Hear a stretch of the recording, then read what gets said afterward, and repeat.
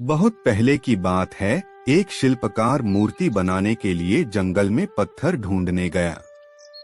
वहां उसको एक बहुत ही अच्छा पत्थर मिल गया, जिसको देखकर वह बहुत खुश हुआ और कहा, यह मूर्ति बनाने के लिए बहुत ही सही है।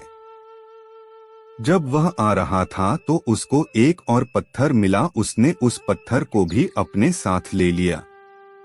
घर जाकर उसने पत्थर को उठाकर अपने औजारों से उस पर कारीगरी करनी शुरू कर दिया।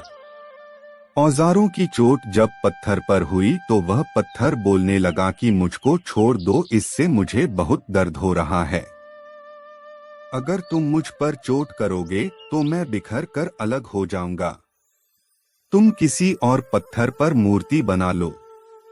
पत्थर की बात सुनकर शिल्पकार को दया आ गई।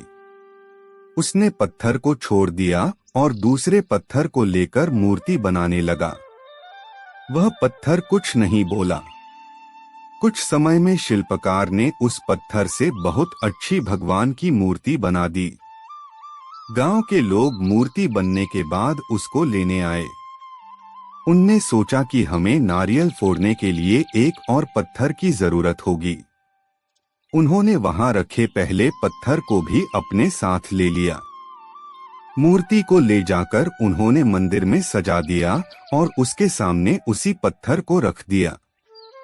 अब जब भी कोई व्यक्ति मंदिर में दर्शन करने आता तो मूर्ति को फूलों से पूजा करता, दूध से स्नान कराता और उस पत्थर पर नारियल फोड़ता था। जब लोग उस पत्थर पर नारियल फोड़ते तो बहुत परेशान होता। उसको दर्द होता और वह चिल्लाता, लेकिन कोई उसकी सुनने वाला नहीं था। उस पत्थर ने मूर्ति बने पत्थर से बात करी और कहा कि तुम तो बड़े मजे से हो, लोग तो तुम्हारी पूजा करते हैं, तुमको दूध से स्नान कराते हैं और लड्डुओं का प्रसाद चढ़ाते हैं, लेकिन मेरी तो किस्मत ही खराब है, मुझ पर लोग नारियल फोड़कर जाते हैं।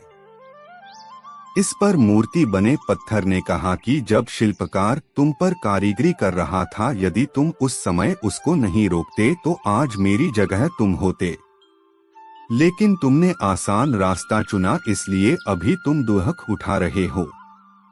उस पत्थर को मूर्ति बने पत्थर की बात समझ आ गई थी। उसने कहा कि अब से मैं भी कोई शिकायत नहीं करूंगा। इसके बाद लोग आकर उस पर नारियल फोड़ते। नारियल टूटने से उस पर भी नारियल का पानी गिरता और अब लोग मूर्ति को प्रसाद का भोग लगाकर उस पत्थर पर रखने लगे। सीख, हमें कभी भी कठिन परिस्थितियों से घबराना नहीं चाहिए। आशा करते हैं कि कहानी आपको अच्छी लगी हो। हमेशा इस तरह की कहानियां सुनने के लिए हमारे YouTube चैनल को अवश्य सब्सक्राइब करें। धन्यवाद।